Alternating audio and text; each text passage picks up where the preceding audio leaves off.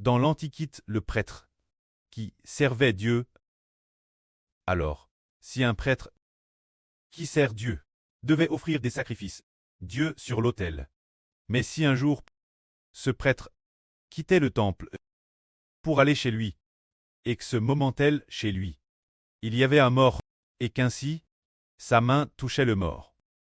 Alors cet homme ne pouvait plus offrir de sacrifice Dieu, il devait pour lui-même, parce qu'il avait touché un mort, était devenu impur, se purifier. Une fois la période de purification accomplie, il pouvait alors redevenir saint et continuer à offrir des sacrifices Dieu.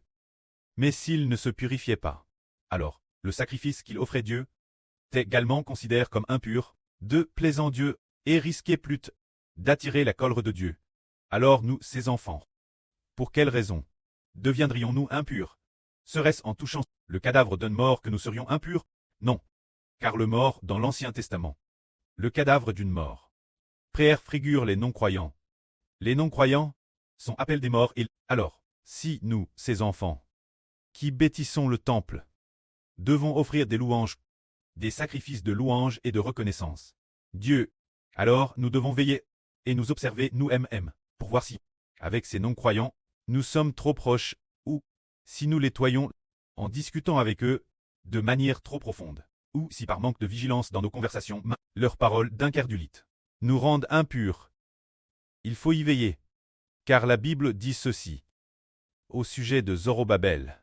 Et concernant cette époque, le prophète Agé a interrogé les prêtres de l'époque sur la manière dont un sacrifice devient impur. Si quelqu'un touchait un cadavre, si un prêtre touchait un mort, puis venait offrir un sacrifice, ce sacrifice devenait impur. Cela signifie que les anciens Israélites, cette époque, comme ils n'avaient pas encore reconstruit le temple, alors les prêtres ne pouvaient pas se consacrer pleinement dans le temple. Pour offrir des sacrifices, il n'y avait qu'un autel. Pas de temple, car le temple n'était pas construit. Ainsi, les prêtres étaient souvent en contact avec des choses impures. Et les sacrifices qu'ils offraient ne plaisaient pas Dieu.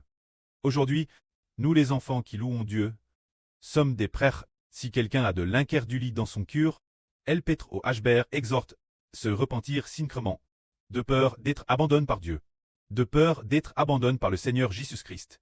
Car les non-croyants sont impurs. Des personnes souillent, les non-croyants sont appelés impurs et souillés. Des personnes qui n'obtiennent pas miséricorde. Dans ce cas, nous comprenons que l'œuvre de nos mains cesse de construire le temple et de servir aussi comme roi et prêtre. Quant aux membres de la famille incroyants, ou ses proches et amis incroyants, nous devons nous loigner, ou de ceux des religions incroyantes. Les anciens frères et sœurs, nous devons tous nous loigner, car, cause de leur incrédulité, ils nous rendront impurs. Les gens, souvent, en entrant en contact avec des incroyants, en communiquant avec eux, nous devenons alors impurs. C'est pourquoi le Précleste nous exhorte. Les sacrifices offerts doivent être purs. Nous devons donc nous loigner de ces personnes incroyantes. Ainsi, nos louanges de reconnaissance, nos prières de reconnaissance, seront agréables Dieu. Ce moment-tel, éternel Dieu, ainsi, ordonna par l'intermédiaire du prophète Agé, ordonna aux Israélites.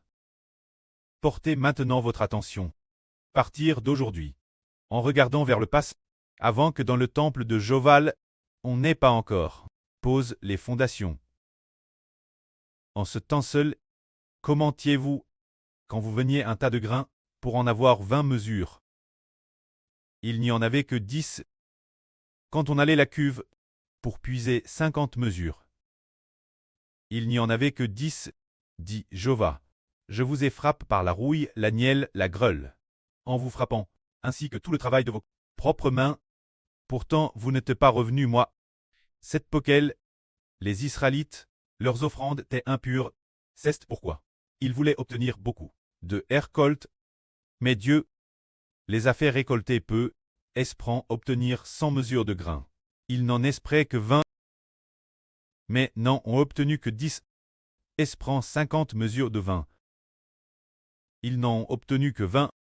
Pourquoi cela? Car Dieu dit, je vous ai frappé par la rouille, la nielle, et la greule, et tout le travail de vos mains. Pourtant vous n'êtes pas revenus, moi. Réfléchissez donc bien. Pour quelle raison Dieu a-t-il frappé les Juifs? c'est parce que ils ne sont pas venus bâtir le temple.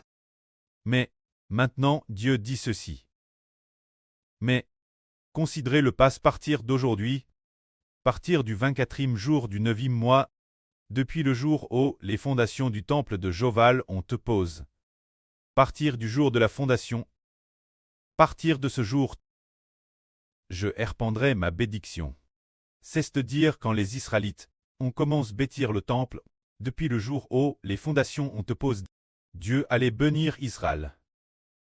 Alors pour la suite, nous devons bien bâtir ce temple, peut-être en prenant un mois, ou un peu plus, pour achever le reste des travaux. Nous devons donc bien construire le temple, ainsi notre évangile pourra se propager. Et maintenant, le temps de paix que Dieu nous accorde, commençons par bâtir le temple. Une fois le temple, notre évangile pourra naturellement se répandre. Frères, nous suivons le plan initial. Nous avons maintenant 7 langues mises en ligne temps et produites temps dans ces 7 langues. Ainsi, une fois le temple achève, ensuite, nous prendrons les 16 langues restantes.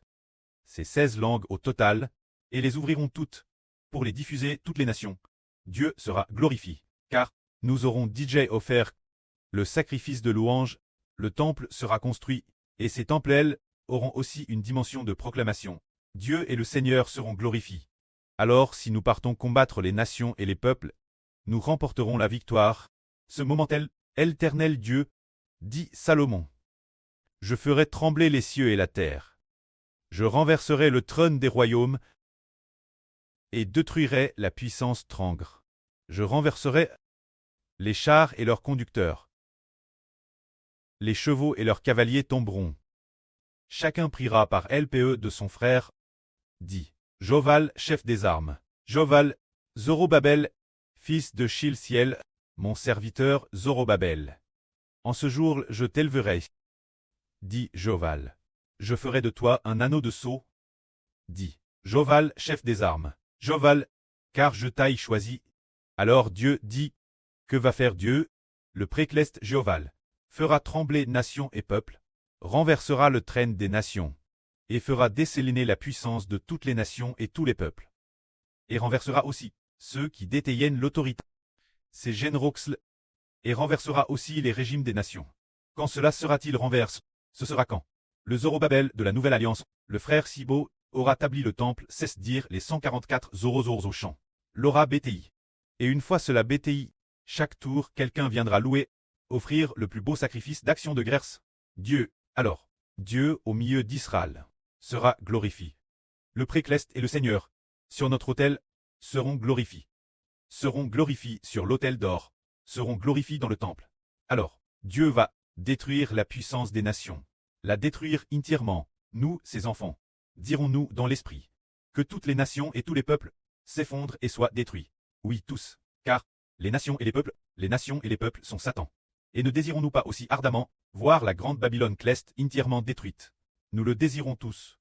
Alors quand Dieu dans son temple combattra-t-il pour nous, quand nous aurons achevé de bâtir le temple de Dieu, et que notre précleste Joval aura reçu la gloire? Alors, Joval combattra pour nous. L'Éternel Dieu va combattre pour nous, détruire la puissance des nations et des peuples, les traîneux des nations, le traîne de l'empire de la grande Babylone, et détruire aussi le traîneux de la bêtée d'Icorne. Alors, le royaume d'Israël pourra retourner vers Jéhoval. Car les enfants d'Israël, les enfants spirituels, sont tous dispers parmi les nations et les peuples.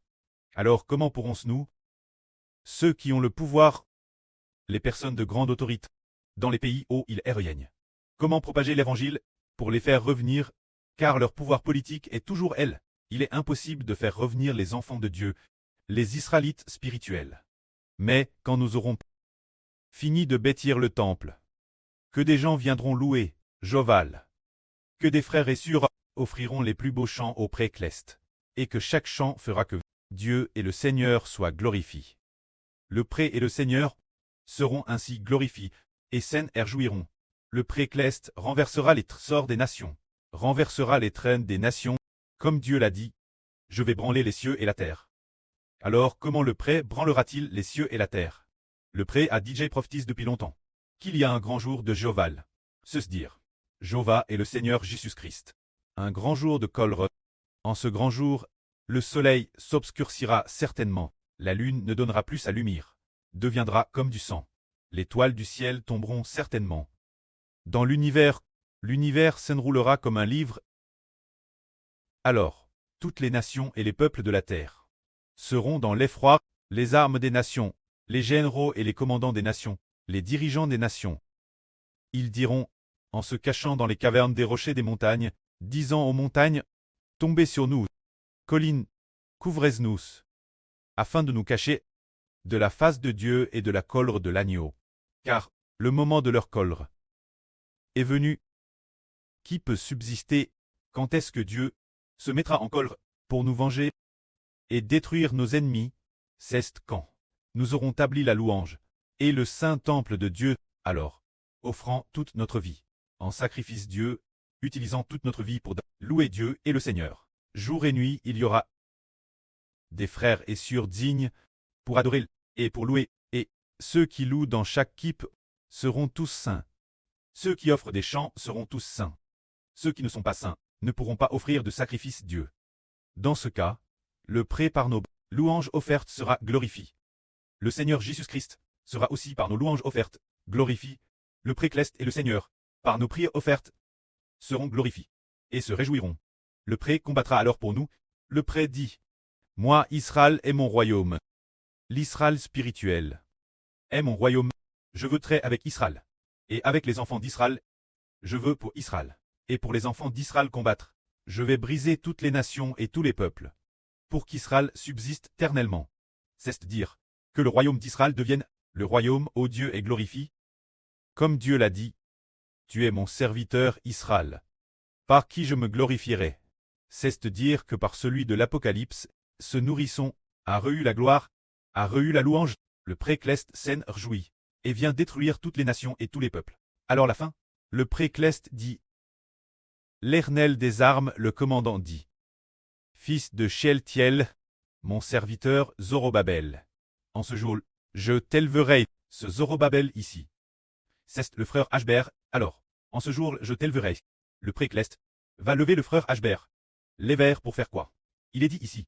Dit Joval, je ferai de toi comme un sceau. Dit Joval des armes, le commandant. Car je t'aille choisi. Quand Dieu s'apprêtera à détruire toutes les nations et tous les peuples, il lèvera le frère Ashber, pour que le frère Ashber, tenant le sceau du Dieu vivant, vienne sceller ceux qui sont sauves, sceller un par un les pré-clestes, en disant cette personne sera loin de Dieu. Un roi et un prêtre, ce frère aussi, cette sœur aussi, scellent un par un. Ce moment-tel, parmi le peuple d'Israël, les membres des 12 tribus, soit 144 personnes au total, seront tous scellés, et de présenter ces personnes en offrant de Dieu, pour que Dieu dise « Oh, ce zèle sont tous ceux qui me louent durant leur vie. Pendant la grande tribulation, ils continuent de me louer, au milieu de toutes les souffrances, ils continuent de me louer, bien. Alors je vais faire d'eux, dans le royaume des cieux, des prêtres pour me louer, qui, pour toujours dans mon temple, me serviront, recevant mon amour fidèle, jusqu'à l'éternité. Ainsi, le pré-cleste sera glorifié. Que la gloire soit au prêtre et au Seigneur. Amen.